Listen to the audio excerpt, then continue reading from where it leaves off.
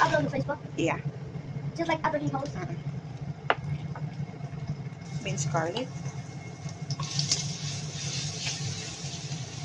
Yung pork.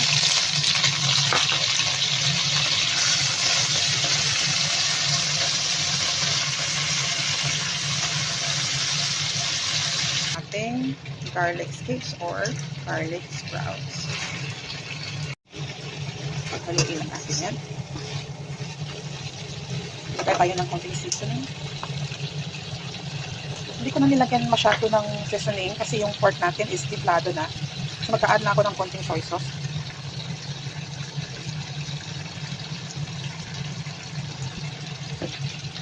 Okay, mix mo na lang. At saka takpan natin ito, i-simmer na.